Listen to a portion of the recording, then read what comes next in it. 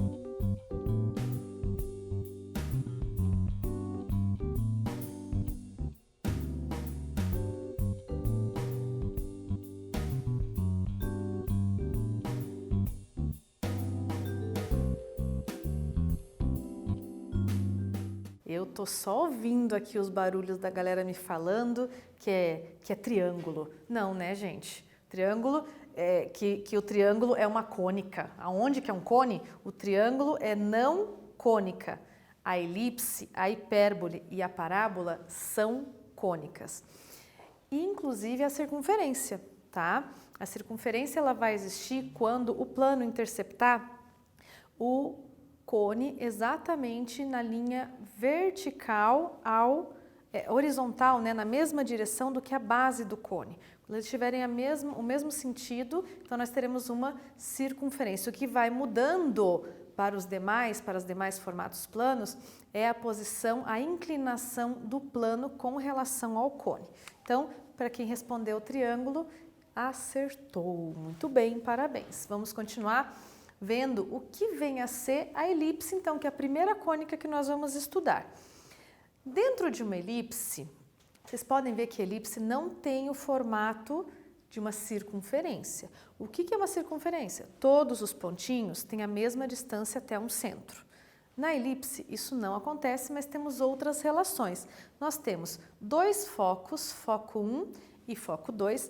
A distância desses focos até o centro do eixo dessa elipse é considerado C, nós chamamos de C.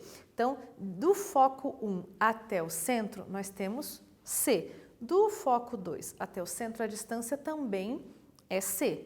E nós vamos dizer, então, que para qualquer ponto que esteja sobre essa elipse, a distância do ponto até F1 mais a distância do ponto até F2 é exatamente igual a 2A. E já vou dar um spoiler para vocês. O A é a distância que vai, o 2A é a distância do eixo maior. Vocês podem ver que tem um eixo maior e aqui na vertical nós temos um eixo que é menor, tá? Eles não têm a mesma medida, as mesmas medidas como acontece na circunferência.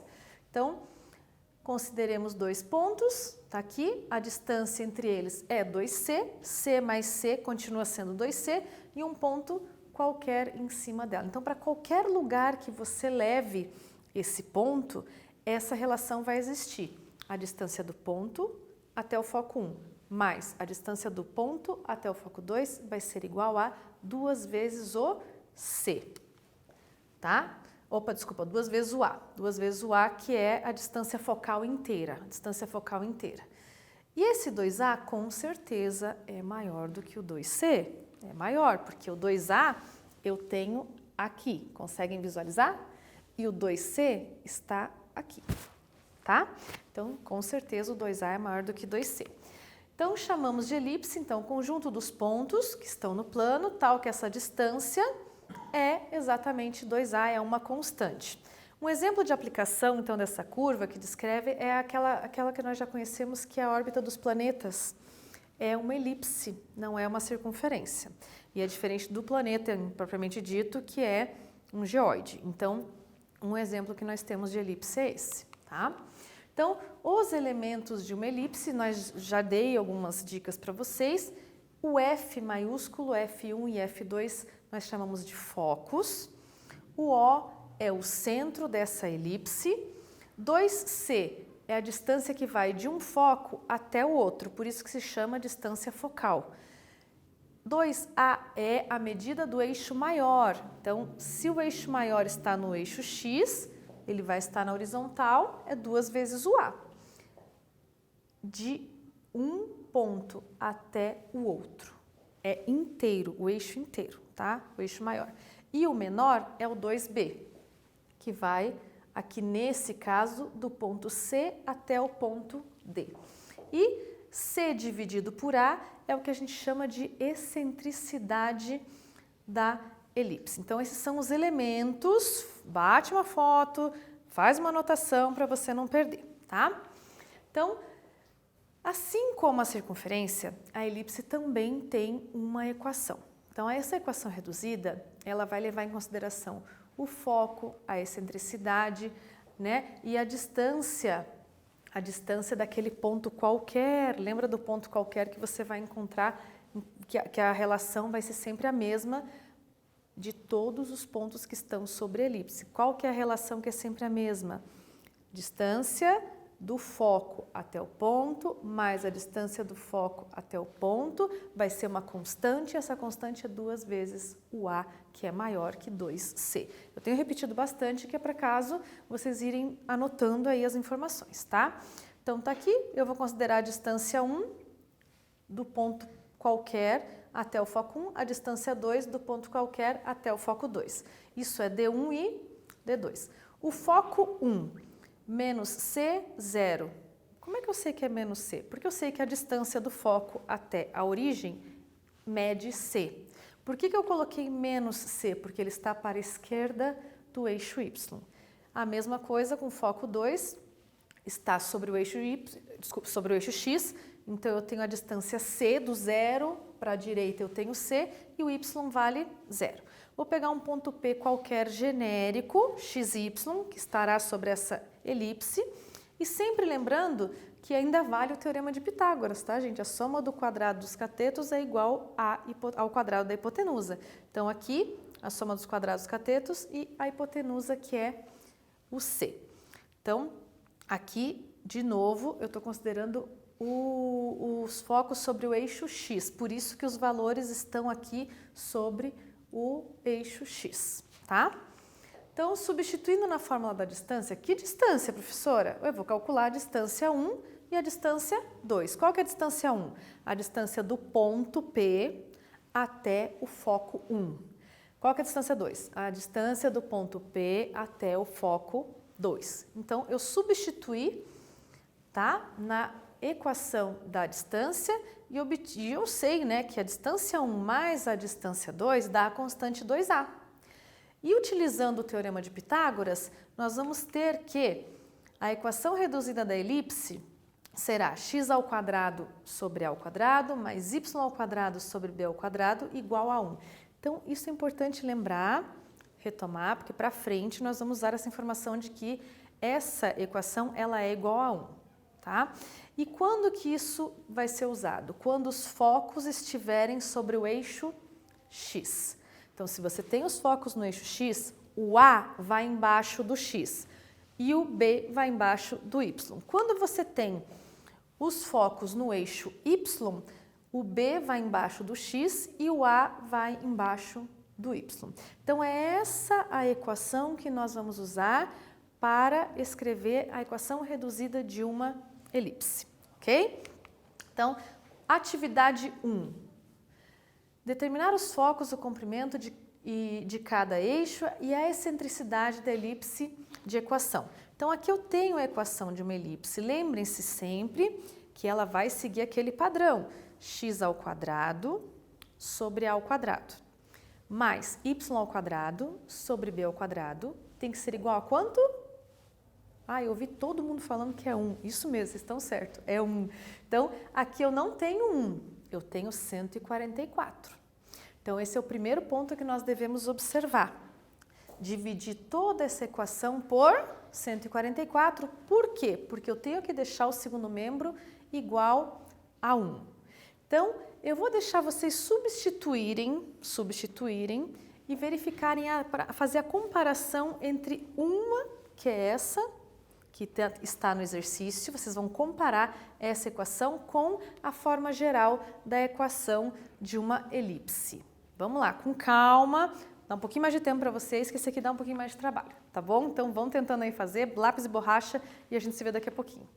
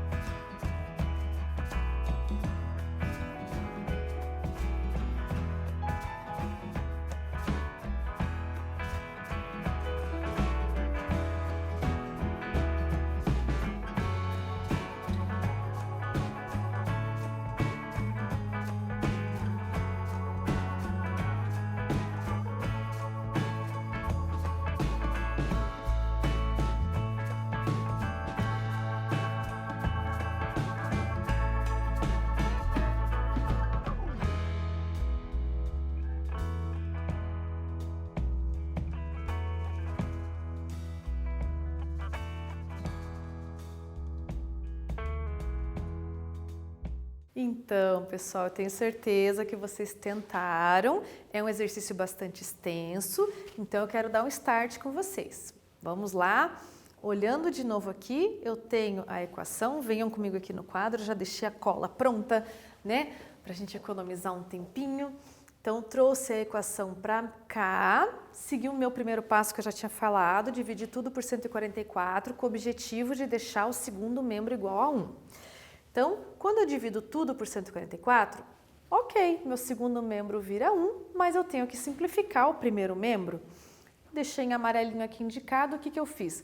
Eu dividi o 9 e o 144 por 9 e dividi o 16 e o 144 por 16. Dessa forma, os numeradores ficaram somente x ao quadrado e y ao quadrado sobre 16 sobre 9. O que a gente não pode esquecer? Que os denominadores na equação da elipse aparecem a ao quadrado e b ao quadrado.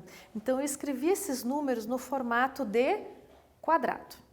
Como que você sabe se essa elipse, se essa elipse está com os focos no eixo x ou no eixo y? Como que você vai saber isso? O foco estará aonde aonde o número for maior. Onde o número for maior. Então, como o 4 é maior, então aqui eu tenho o valor de A. Se o 4 estivesse aqui, o A estaria nesse outro eixo que é o eixo Y. Então, quer dizer que o eixo menor, está sobre o eixo Y. O eixo maior está sobre o eixo X. Então, aqui eu tenho A e B. Opa, não vou dar mais spoiler. Vocês vão terminar o exercício agora, encontrando a excentricidade. Vocês têm certeza que vocês copiaram a fórmula e aí nós vamos dar continuidade, tá? Já dei uma boa ajudada.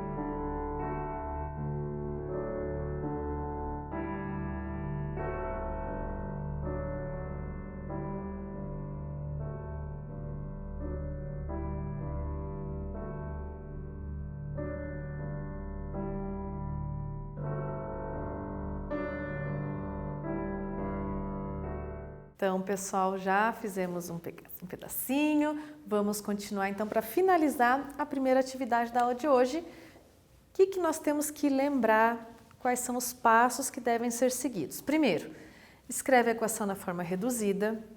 Determinar os valores de A e B. Determinar o valor de C. Quarto passo, determinar as medidas dos eixos. Pedir o eixo maior e o eixo menor. E determinar a excentricidade, que nada mais é do que a razão entre os valores de C e A. Então, esse primeiro passo é exatamente o que eu já tinha passado para vocês no quadro, pontapé inicial para contribuir aí com a resolução de vocês. E nós chegamos dessa forma com a substituição, a simplificação de que o A vale 4 e de que B vale 3. Já encontramos aí duas informações importantes. E nós sabemos pelo Teorema de Pitágoras que A ao quadrado mais B ao quadrado é igual a C ao quadrado. Daí é que nós concluímos de que o C vale raiz quadrada de 7. Por quê? Aqui A ao quadrado mais B ao quadrado, eu vou usar os valores que eu tenho para substituir. Então, eu já tenho o Czinho, que é a raiz quadrada de 7. Continuando. Então, se é a raiz quadrada se o C é a raiz quadrada de 7, lembra que o C o que é? A distância do centro até o foco. É a distância do centro até o foco, tanto para a direita quanto para a esquerda no eixo X, porque nós já vimos que essa elipse tem o foco maior, o eixo maior no eixo X. Então, por isso que eu coloquei para a esquerda do eixo X e para a direita do eixo X para localizar os focos, tá? 0 para y, 0 para y, eu já tenho ali os pontos dos focos. Como que eu acho o comprimento de cada um dos eixos? O eixo maior vai ser 2 vezes o B.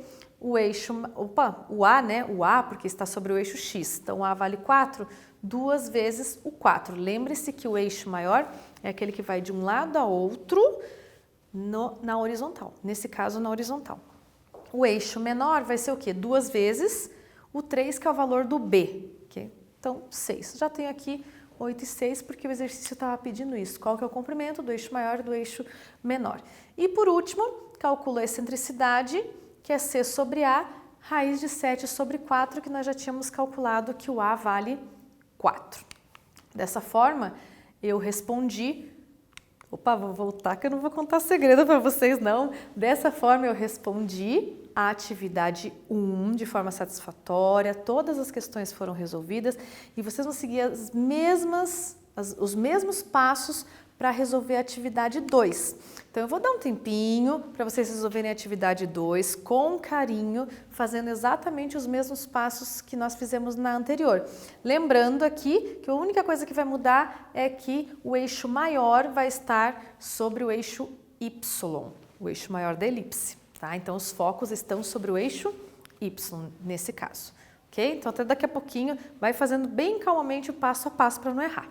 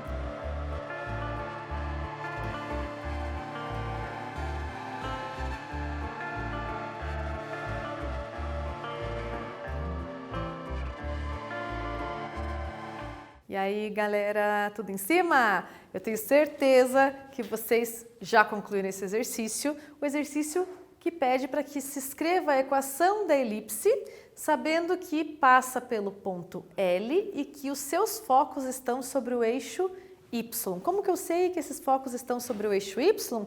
Porque os valores de x no foco são iguais a zero. E esse ponto L, 0 menos 3, pertence a essa elipse, então satisfaz a equação dela. Vamos aqui para o quadro. Eu já deixei aqui as informações, os dados que a gente vai precisar para resolver. O que é resolver? Escrever essa equação que está sendo solicitada. Então, dado o que a gente tem, vamos para o que a gente não tem. Primeiro passo, eu sei que o valor de C vale raiz de 5. Por quê? Porque C é a distância entre o foco e o centro da elipse. Então, eu tenho aqui que a distância do centro até o foco é raiz de 5, é essa distância. Então, nós já temos o valor de C. Que mais que eu sei? Eu sei que existe a equação da elipse e eu sei que é válido o teorema de Pitágoras. Então, aqui eu tenho o valor de C, puxa, acho que eu vou substituir no teorema de Pitágoras, porque na equação da elipse eu não tenho o valor de C. Então, vamos substituir no teorema de Pitágoras. Aqui vai ficar, então, que A ao quadrado, B ao quadrado, mais C ao quadrado. Quem é esse C? Raiz de 5. Daqui, então, A ao quadrado é igual a B ao quadrado, mais quanto é raiz de 5 ao quadrado? Eu vou simplificar o índice com o expoente, isso aqui vai me dar 5. Puxa vida, tudo bem, cheguei numa equação em que eu tenho duas incógnitas, mas eu tenho uma equação só. Eu não consigo determinar a solução dela. Provavelmente ela tem infinitas soluções. Então eu tenho que procurar outras relações que eu já conheço e que eu sei que são verdadeiras para tentar associar com essa que eu não tenho solução. Então, como nós estamos falando da elipse, nada mais óbvio, né, mais indicativo para a gente de usar a equação da elipse, que é x ao quadrado sobre b ao quadrado. B ao quadrado porque o eixo menor é o b e ele está sobre x. O eixo maior é o a, ele está sobre o eixo y. Então, embaixo do eixo y, eu coloco o maior valor. Tudo isso deve ser igual a 1. Ok, é uma outra equação que eu conheço, não usava o valor do c, mas usa o valor de x e y de quem? Do único ponto que foi dado que pertence a essa elipse. Gente, se esse ponto está nessa elipse, quando eu substituir esses valores nos lugares de x e y, esses valores devem satisfazer essa equação. O que significa satisfazer? Tem que dar uma igualdade verdadeira, tá?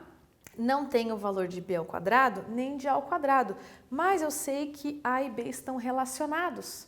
A ao quadrado é b ao quadrado mais 5. Se eu substituo no lugar do a ao quadrado, eu vou ficar com uma única incógnita na equação e aí sim eu consigo achar o valor.